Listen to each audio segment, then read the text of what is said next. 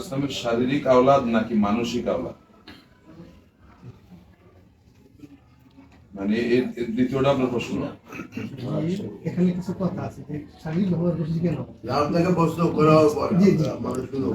3 নম্বর প্রশ্ন, ইমাম হাসান ও ইমাম হুসাইন রাদিয়াল্লাহু তাআলা আনহুমা, হযরত আলী রাদিয়াল্লাহু তাআলা আনহু এর ওর সজাত সন্তান, ইহা ঐতিহাসিকভাবে চিরন্তন সত্য।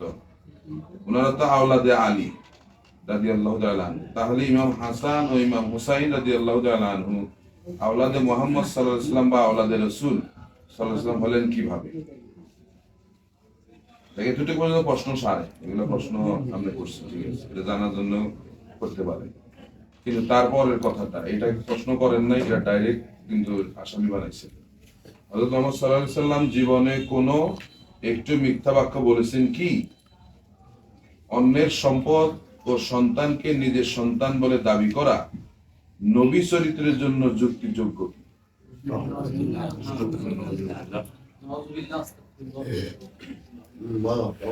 আর 5 নম্বর প্রশ্ন হচ্ছে, হযরত মুহাম্মদ সাল্লাল্লাহু আলাইহি ওয়াসাল্লাম হযরত আলী রাদিয়াল্লাহু তাআলা আনহু এর সন্তানদেরকে নিজের সন্তান বলে দাবি করার ওই হাদিসটি যুক্তি প্রমাণের কোষ্ঠী পাথরে গ্রহণযোগ্য কি? রাসূল নিজের সন্তান বলে দাবি করছে, এটা আমাদের কথা। আমি শুনছি কিন্তু আমি তার আগে জানি না না, এই যে 4 নম্বর প্রশ্নটা, এটা আপনার ঈমান চলে যাওয়ার প্রশ্ন। বিপদে আছে, স্বীকার করলে কি কেউ বলে না, এভাবে ওই সমস্যা, এই সমস্যার কারণে দ্বারস্থ হয়েছে যাতে হুজুরের মুখ থেকে শুনে শান্তি পাইতে পারি।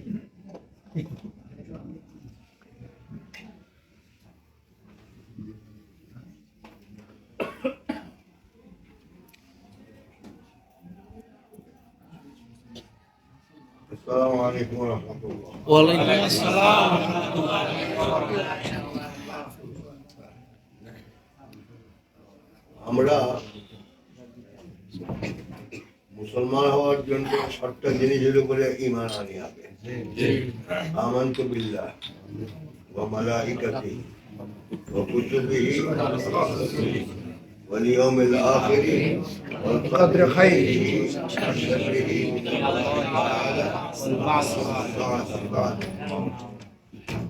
কিতাব আছে, এর মধ্যে যে কোনো একটার উপরে যদি তার সন্দেহ জন্মে সে কাফের। একটার উপরে যদি সে কোনো সন্দেহ পোষণ করে। রাসূলুল্লাহ সাল্লাল্লাহু আলাইহি সাল্লামের ব্যবহার সেবার আর সাধারণ মানুষের ব্যবহার সেবার এক না। সাধারণ মানুষ কি আল্লাহর কাছে মেরাজে গিয়েছে? সাধারণ মানুষের জন্য কি রসুলের দিলজুয়ের জন্য যে আল্লাহ পাক বাইতুল মাকদাস থেকে ফিরে বাইতুল্লাহর দিকে ফিরে দিলেন, ইবাদতের মোড় পরিবর্তন করে দিলেন, এটাকে সাধারণ মানুষের জন্য সম্ভব না। রসুল পাকের এমন কিছু কাজ আছে যেটা সাধারণ মানুষের চিন্তা করার ব্যাপার নয়, এটা আল্লাহ এবং রসুলের মধ্যে খাস। রসুল বিবাহ করছেন কয়টা? 9টা, এবং বিভিন্ন রেওয়ায়াতে পাওয়া যায় 11টা 13টা পর্যন্ত। কারণ আমি যদি বলি যে রসুল সুন্নতের উপর আমি ইনশাল্লাহ 13টা বিয়ে করি, ঈমান থাকবে? আপনার বিয়ে হইবে? আপনার জন্য 4টা ফরজ না, হালাল করছে। এবং কোরআন শরীফে কি আছে?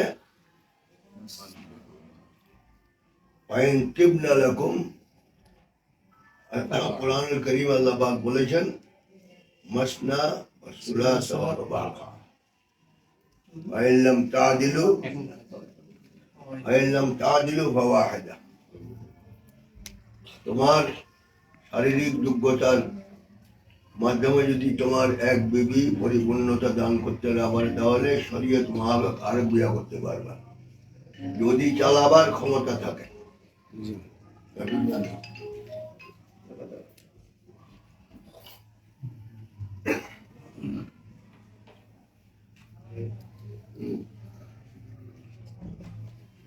তখন আমাদের দেহে তো মাশাআল্লাহ এই সুন্নতের উপরে আমল করে হাঁটে হাঁটে বিয়া করে, বলছে এটা সুন্নত, কয় না? কিন্তু আল্লাহ পাকের আদেশ কি? ওয়াইন খিফতুম আল্লাহ তা'দিলু ফাওয়াহিদা, চার বিবির মধ্যে যদি তুমি ইনসাফ বজায় রাখতে না পারো তাহলে তোমার জন্য এক বিবাহী যথেষ্ট, জি বাকিগুলি তোমার জন্য নিষিদ্ধ। এটা আল্লাহর কোরআনের কথা।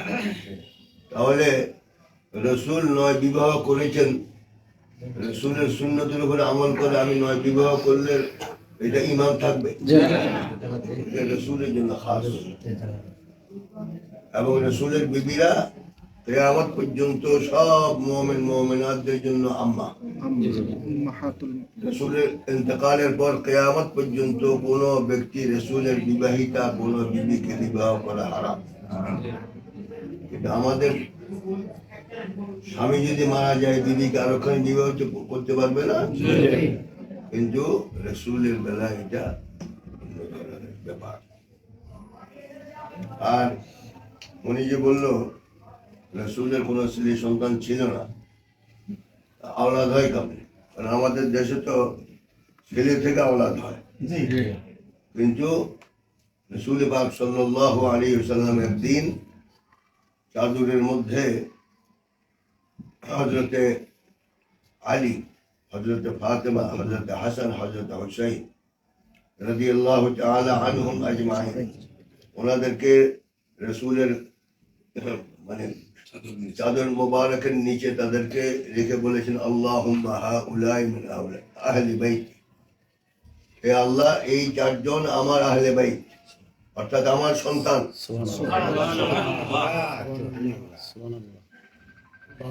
এখন বলেন যে নাতি আবার সন্তান হয় কবে? রসুলের সম্পর্ক সব আলাদা, এটা আপনার আমার ব্যাপার সেবার নয়, ঠিক নেই? রসুল ইসলাম এটা বাড়ছে, সামনে যেরকম দেখতেন পিছনে সেরকম দেখতেন। রসুলের যথার্থ কোনো ছায়া ছিল। আপনি কি পিছনে দেখেন? আপনার ছায়া হয় না? রসুলের সব জিনিস আলাদা। এখানে আপনি যুক্তি তর্ক দিয়ে এগুলি সাপোর্ট করতে পারবেন। এই জন্য রসুল পাক সাল্লাল্লাহু আলাইহি ওয়াসাল্লাম বলেছেন আহলে বাইতি কাসাফিনাতি নূহ মান রাকিবাহা ফাকাদ নাজা ওয়া মান তাখাল্লাফা আনহা হালাক। আমার আহলে বাইত, আমার আওলাদদের নমুনা হলো হযরতে নূহ আলাইহিস সালামের কিস্তির মতো। যারা আমার নূহ আলাইহিস সালামের কিস্তির মধ্যে ঈমান নিয়ে উঠছে তারাই বেঁচে গেছে, আর যারা স্বীকার করছে উঠে নাই, তারা কিতাবে আসছে এই নূহ আলাইহিস সালামের জামানায় যে প্লাবন হয়েছে এই পানির গভীরত্ব ছিল 4 মাইল। 4 মাইল ছিল, এবং এর কারণে সব জমিন আল্লাহ পাক কাফেরদেরকে দিয়ে ধ্বংস করে দিয়েছে। কিন্তু এক বুড়ি হযরতে নূহ আলাইহিস সালামের উপর ঈমান আনছে।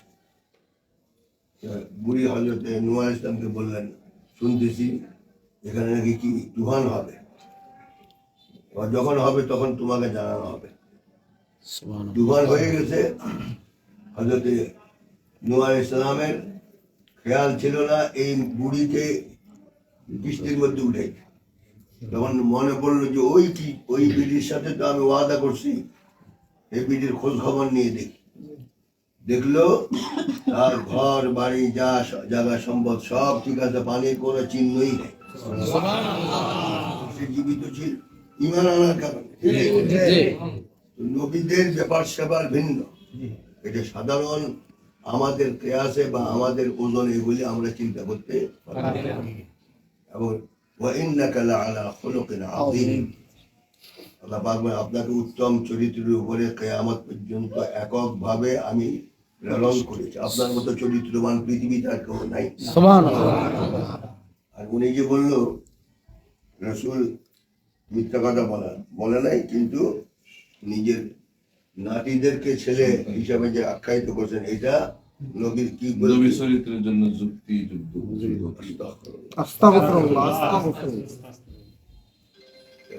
নবীর চরিত্রের উপর যদি কেউ কথা কয় তার ঈমান থাকবে? এই জন্য আল্লাহুম্মা হাউলাই মিন আহলি বাইতি। রাসূল পাক সাল্লাল্লাহু আলাইহি ওয়াসাল্লামের জীবদ্দশায় ওনার 4 আওলাদ ছিলেন, ছেলে ছিল। কাসেম, ইব্রাহিম, তারপর তাহের, তাইয়্যিব। কিন্তু ইব্রাহিম ছিল দাসীর ঘরে, সে ইন্তেকাল করছে রাসূল ইসলামের জীবদ্দশায়। তারও ছেলে ইন্তেকাল করছে। কেন? লা নবিয়্যা বা'দি, হতে পারে আমার ইন্তেকালের পর যদি আমার ছেলে থাকে, মানুষ গোমরাহ হয়ে তাদেরকে নবী হিসেবে গ্রহণ করবে। এই জন্য তাদেরকে আল্লাহ পাক রাসূলের জীবদ্দশায় উঠে নিয়েছে। হযরত ফাতেমা রাদিয়াল্লাহু তাআলা আনহাকে এবং হযরত আলী রাদিয়াল্লাহু তাআলা আনহুকে এবং হাসান হুসাইনকে রাসূল পাক বলেন, হাউলা আহলে বাইত, এরাই আমার আওলাদ। এখানে আমাদের কথা বলার কিছু আছে?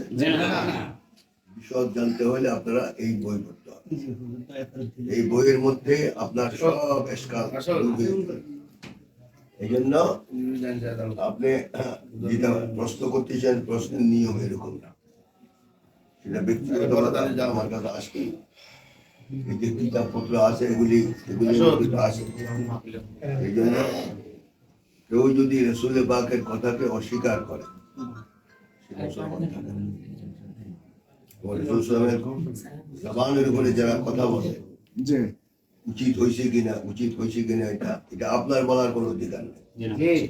সহিহ হাদিস দিয়ে সাহাবের রাসূল পাক সাল্লাল্লাহু আলাইহি ওয়াসাল্লাম হযরত আলী, হযরত ফাতেমা, হযরত হাসান, হযরত হুসাইনকে সন্তান বলে স্বীকৃতি দিয়েছে আল্লাহ পাক। এখন সারা পৃথিবীতে যে রাসূলের খানদান আছে এরা কি ভুয়া? আমার ওয়ালিদ মরহুম রহমতুল্লাহ আলাইহি দেশে আসছেন প্রায় 80 বছরের ঊর্ধ্বে। এরকম প্রশ্ন আজ পর্যন্ত আমরা শুনিনি। ইমাম মাহদী আলাইহিস সালাম যেন আসবেন, উনি তো রাসূলের বংশ থেকে আসবেন। তো যদি রাসূলের বংশ যদি না থাকে তাহলে ইমাম মাহদী আসবে কোথা থেকে? উনি আসবেন কিভাবে? এবং ইমাম মাহদীর নাম হবে মুহাম্মদ। আর সুবহানাল্লাহ। বাবার নাম আব্দুল্লাহ, মায়ের নাম মায়ের নাম আমেনা। এই জন্য আপনি জানতে চেয়েছেন ভালো কথা, কিন্তু প্রশ্নের মধ্যে যে সমস্ত আপত্তিজনক প্রশ্ন করছেন রাসূল সম্পর্কে, আপনার ইমান দৌড়া কি? এই প্রশ্ন তার ইমান নাই। এই যে আপনি দেখছেন প্রশ্ন নম্বর 4, হযরত মুহাম্মদ সাল্লাল্লাহু আলাইহি ওয়াসাল্লাম জীবনে কোনো একটিও মিথ্যা বাক্য বলেছেন কি? দেখেন, অন্যের সম্পদ ও সন্তানকে নিজের সন্তান বলে দাবি করা নবী চরিত্রের জন্য যুক্তিযুক্ত কিনা? এবারে শরিয়া বিধান অত্যন্ত কঠোর মোহতারাম হুজুর। যে প্রশ্ন, এই প্রশ্ন করার জন্য একটা যোগ্যতা, প্রশ্নের একটা যোগ্যতা প্রয়োজন, এবং যে প্রশ্ন করেছে মুসলিম হিসাবে এটা শরিয়াই বিধান তো অবশ্যই অত্যন্ত কঠোর। এবার এটা শরীয়তের বিধান তো বাংলাদেশে কায়েম নাই, এই জন্য আমাদের করা কিছুই নেই। উনি যদি জানার জন্য করে থাকে, কিন্তু অতিরঞ্জিত এই কথা বলার কারণে ওনার ঈমান নষ্ট হয়ে যায়। জি, এবার ওনার ঈমান দৌড়াইতে জি, এবং উনি ইস্তেগফার করতে হবে যে আমি ভুল করছি, আল্লাহ পাক মাফ করুন। উনি শুধু এই প্রশ্ন না, উনি সবসময় এই ধরনের প্রশ্নগুলো করেন। আগে একবার ওই যে কারবালা নিয়ে যে ইমাম হোসাইন রাদিয়াল্লাহু আনহু নিয়ে উনি আজে বাজে প্রশ্ন করছে, এবং উনি সব সময় মানে এই জাতীয় প্রশ্নগুলো বেশি করে। ওই এলাকাটায় বহুত মানুষ আছে, ওই যে বলেন আপনারা। আসসালামু আলাইকুম। আমি একটু কথা বলতে এখানকার ওনার কারণে আমার মাহফিলটা অনেক বদনাম হয়েছে। সকালবেলা অনেক মানুষ অনেক কথা বলছে। চুপ থাকে। এটা এই লেখা যদি আমি স্টেজে থাকাকালীন দিত, তখন পরিস্থিতি আরো খারাপ হতো। আল্লাহ তাকে রক্ষা করছে, এই জন্য তার ব্যক্তির উপরে আমাদের কোনো ক্ষোভ নেই, কিন্তু তার আকীদার উপরে কথা। জি, এর পিছনে কোনো ইন্ধন আছে কিনা, অন্য কারো সহযোগিতা আছে কিনা? এটা আমরা না, দেখতে এই বিষয়টা হুজুরের দিকে না বলি, এখন ওনার ব্যাপারে ওই যে তওবা ইস্তেগফারের বিষয় এবং হলো ঈমান নবায়নের বিষয়। উনি তো একেবারে শুরু থেকে এই ধরনের প্রশ্ন করতে আসছে, কিন্তু আজকে তো শুধু প্রশ্ন এটা না, বহু প্রশ্ন করছে। এমনকি ওই এলাকাটারে বিভিন্ন মানুষের এরকম আজে বাজে প্রশ্ন করে গোমরা করার চেষ্টা না, একটু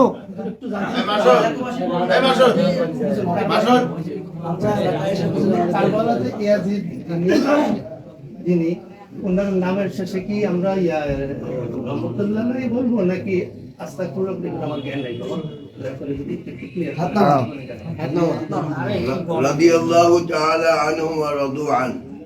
সাহাবায়ে কেরামের উপরে আল্লাহ পাক রাজি ছিল এবং সাহাবায়ে কেরাম আল্লাহ ইয়াজিদের ব্যাপারে বলতেছি। ইয়াজিদ মদ্যপায়ী ছিল,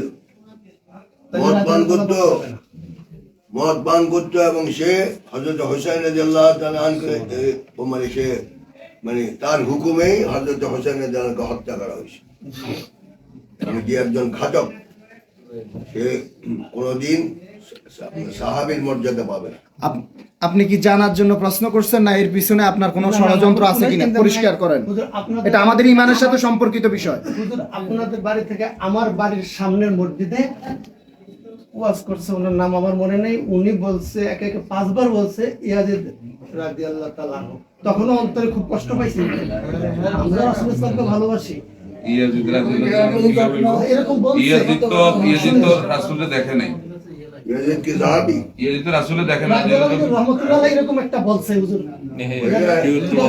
এখন ওইখানে কনফিউশন আপনি চুপ থাকেন, এই কথার জন্য সে নিজে দায়ী। আপনারা কথা বলেন না, বলো আমরা শুনি। ইয়াজিদ রাহমাতুল্লাহ আলাইহি রাদিয়াল্লাহু তাআলা আনহু সে মদ্যপায়ী ছিল।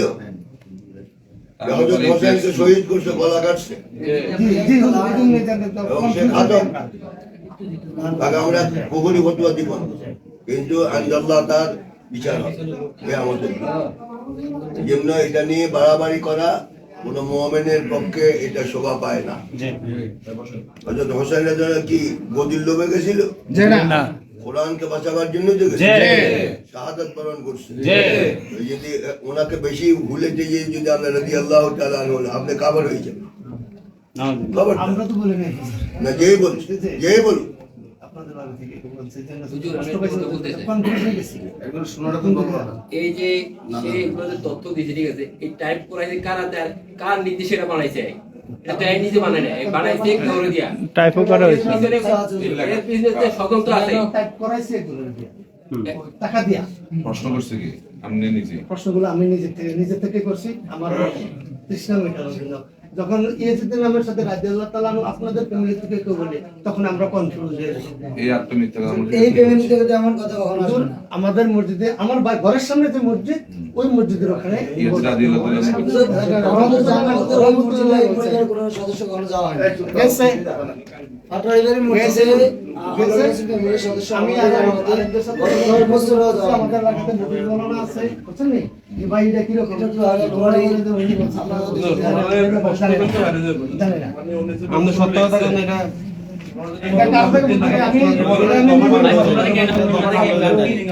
আমি কোনো মিথ্যা কথা বলি না। সর্বস্ব বয়সে আমি মিথ্যা কথা আছে, আলহামদুলিল্লাহ কোনো দিন মিথ্যা কথা বলি না। ডাইরেক্ট পিলারের মধ্যে লটকে দেন এবারে। বৈদ্যবেটা কেন এই আমার সাথে আমি আগে রওনা হয়েছি। ইন্ধন নাই কি? আপনাদের কেউ আসেনি কেউ এর সাথে? এটার সাথে না, এটা আমার ব্যক্তিগত নিজে একাই আমি বলি। একটা ছিল যখন বেশি কথা বাড়াবাড়ির দরকার নাই। আপনি যেটা করছেন এটা কি সঠিক করছেন? হুজুর জানার জন্য করছি, সঠিক জসিম না ভাই, ঠিক যে এইটা জসিম ভাই, জানার জন্য বললে আপনি তো আগেই রায় দিয়ে ফেলছেন রসুল সম্পর্কে। রায় দিয়ে ফেলছেন রসুলের এই কথা বলা আগে সঠিক হয়েছে কিনা? না না হুজুর, এরকম না, আমার কথার অভিব্যক্তি এরকম না।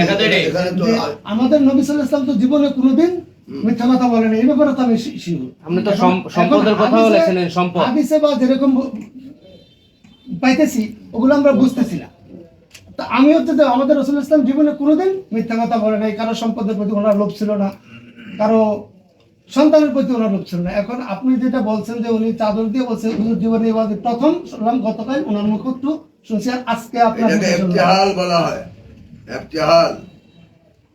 যখন রসুল ইসলামকে বললো যে মানে নিঃসন্তান, জি, তখন রসুল ইসলাম এই ইফতিহালের ব্যবস্থা করছে। ওনার চাদরের নিচে 4 জনকে নিয়ে আল্লাহুম্মা হাউলি এরে আমার আহলে ভাই, এরে আমার আওলাদ।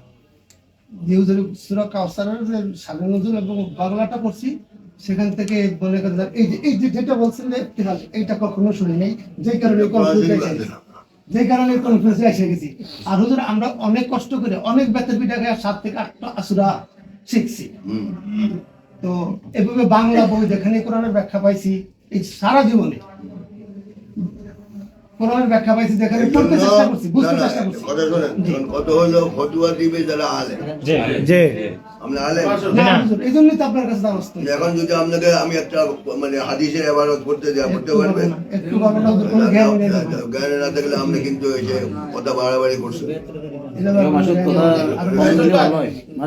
রসুলের উপরে আপনি তোহমত দিচ্ছেন, এটা মানে সারা যায় না। হযরত ইমাম আহমদ ইবনে হাম্বল বলেছে, মান সাব্বান নবী সাল্লাল্লাহু আলাইহি ওয়াসাল্লাম সাওয়াউন কানা কাফিরান আও মুমিনান ইউকতাল। যে ব্যক্তি রাসূল সাল্লামকে গালি দিবে, সে কাফের হোক মুসলমান হোক, তার একটাই বিচার, তার তলোয়ার দিয়ে গর্দান উড়িয়ে দেওয়া। ইসলামকে হয়তো যদি আমাদের অসাবধানতা ভুল হইতে পারে, কিন্তু আমার অন্তরে হযরত মুহাম্মদ সাল্লাল্লাহু আলাইহি ওয়াসাল্লামের প্রতি কোনো সন্দেহ নাই, প্রচুর পরিমাণ ভালোবাসা আছে। সন্দেহ না থাকলে আপনার প্রশ্ন তো সেটা কয় না, আপনার প্রশ্নের হয়তো সাথে আপনার কথা আমার বাইকে মিল নেই। আমার ভুল হইতে পারে, ভুল হয়েছে, আপনি ভুল করছেন, ভুল হইতে পারে, ভুল হয়েছে, এটা আমার জ্ঞানের অবস্থা। হযরত ওমর থাকলে আপনার গর্দানটা উড়াই দিত। ঠিক নেই? অবস্থা হয়েছে হুজুর, এটার জন্য আমি আপনার কাছে মাফ চাই। আপনি এখন আল্লাহর কাছে মাফ চাই, আপনার কাছে এখন মাফ চাই। প্রথমবারের মতো আপনাকে সাবধান করা হচ্ছে। আপনি যদি দ্বিতীয় ফার্দার এরকম কোন প্রশ্ন করে মানুষের মধ্যে বিশৃঙ্খলা সৃষ্টি করেন, এই জনতায় আপনার বিচার করবে। হুজুরদের বিচার করা লাগবে না, আপনি করবে, আপনার বিচার জনগণে করবে। হুজুর আপনার ছেলের মতো বয়সী, এই হিসাবে যদি আমি কোনো সমস্যার সময় আপনার কাছে আইসা বিনয়ের সাথে জেনে যেতে পারবো না হুজুর, এই দোয়াটা অবশ্যই। আলহামদুলিল্লাহ আলহামদুলিল্লাহ। যদি শরঈ মুআফিক শরীয়তের সম্পন্ন কথা বলেন তাহলে আমি জবাব দিই, আর উল্টা উল্টা কথা বলে কিন্তু আমি ছাড়বো না। আপনাকে তো তর্ক করবোই না। আমি খুব শক্ত মানুষ, কিন্তু আমি শক্ত আপনি মানুষ। সত্য সংশোধন করে দিবেন। এই এলাকায় কোনো সময় ভান্ডারীরা মহাবল কিন্তু সাহস করে না, আমি বন্ধ করাই। হুজুর আমি হইলো করে দিলাম। এই জন্য আপনি যে প্রশ্ন করছেন, এটা খারিজুল মিনাল মিল্লাহ, ইসলাম থেকে আপনি বাইরে হয়ে গেছেন। ইসলাম থেকে বাইরে হয়ে গেছেন কেন? রাসূল সাল্লাল্লাহু আলাইহি ওয়াসাল্লাম তোহমত দিয়েছেন। আমাদেরকে হাজার গালি জানতে অনেক কিছু আছে, কিন্তু আপনি রাসূল সাল্লাল্লাহু আলাইহি ওয়াসাল্লামের উপরে যে তোহমত দিয়েছেন, এটা ক্ষমার যোগ্য না, ক্ষমার যোগ্য নাই। এটা হযরত ইমাম আহমদ হাম্বলের রিওয়ায়াত অনুসারে এটা দেখা যায় আপনি ভুল করছেন। এই জন্য আপনি এখন ঈমান দৌড়াইতে হইব, ইস্তেগফার করতে হবে, এবং জনগণের কাছে মাপ চাইতে হবে, যেটা আমি করছি এটা ভুল, আমি সামনের দিকে এই কাজ আর করব না। কিন্তু এটা আমার জ্ঞানের অবস্থাটা যদি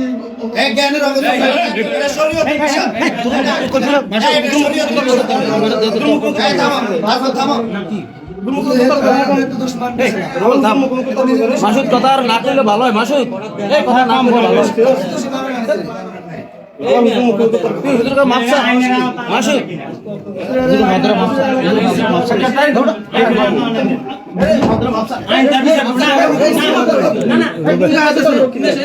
রুবেল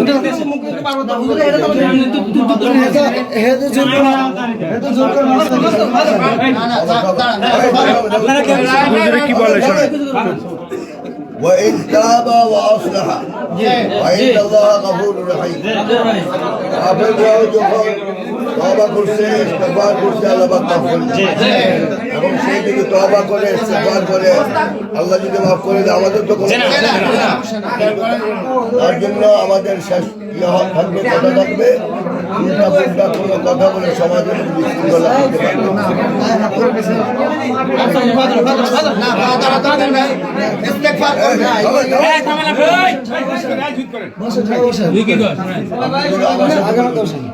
أعوذ بالله من الشيطان الرجيم. بسم الله الرحمن الرحيم. استغفر الله ربي من كل ذنب وأتوب إليه لا حول ولا قوة إلا بالله العلي العظيم بسم الله الرحمن الرحيم لا إله إلا الله محمد رسول الله أشهد أن لا إله إلا الله وحده لا شريك له وأشهد أن محمدا عبده ورسوله এবং বলেন যে আমি এই প্রশ্নগুলি করেছি এগুলি সীমা লঙ্ঘন হয়েছে। বলেন সীমা লঙ্ঘন হয়েছে। সীমা লঙ্ঘন হয়েছে। আমি সামনের দিকে আর এরকম কোন প্রশ্ন আমি সামনের দিকে এরকম কোন প্রশ্ন আর করব না। সমাজের মধ্যে বিশৃঙ্খলা সৃষ্টি করব না। যদি আবার ফার্দার করি তাহলে জনগণ আমার বিচার করবে। জনগণ আপনার বিচার করবে। বলেন এবারে যদি ঠিক না হয় পরবর্তীতে আমাদের আর থেকে ভাববো না। আমার একটা কথা, এই কিন্তু মসজিদের নমস্কার জানা, এই নমস্কার লগে মসজিদ তো ভান্ডারি হুজুর, এই তো কিছু নমস্কার না কোন নমস্কার করবে না। যেখানে এরকম কথা বলেন না, তো যেটা সাদা কিন্তু আমরা রাখি জনগণে কইয়া, আমরা কিন্তু সামনে রাখলাম না। এটা আমরা অনেক সাবধান করে দেন। তো ভান্ডারি এটা কোন ভান্ডারি সবাই পিছনে যান, একটু পিছনে যান। এখন কথা হলো জামাত তরক করার ব্যাপারে হাদিসে কি আসছে? যদি জামাতের ইমামতি কোনো ফাসিক করে, জামাত তরক হয়ে যাওয়ার ভয়ে সেই ফাসিকের পিছনে নামাজ পড়া যায়, জামাত তরক করা যাবে না। সব ইমাম কি ফেরেশতা? আমাদের ভুল ভ্রান্ত হয় না? ইমামের সাধারণ ভুলের জন্য আপনি জমাত তরক করবেন না, আপনি একা মানে মসজিদে যাবেন না, এটা তো কোনো ইমানদারের লক্ষণ। কখনই মসজিদে যায় না। তাহলে আপনি আজকে ওয়াদা করতে হবে বাকি সব সময় নামাজ পড়বেন। ইমাম যদি দোষ করে থাকে সেটা আল্লাহ বিচার করবে। ঠিক আছে? ঠিক আছে, আমি আপনাদের দোয়া করি, আপনাদের দোয়া করি আল্লাহ পাক যেন আমাদের সঠিক পথে থাকার তৌফিক।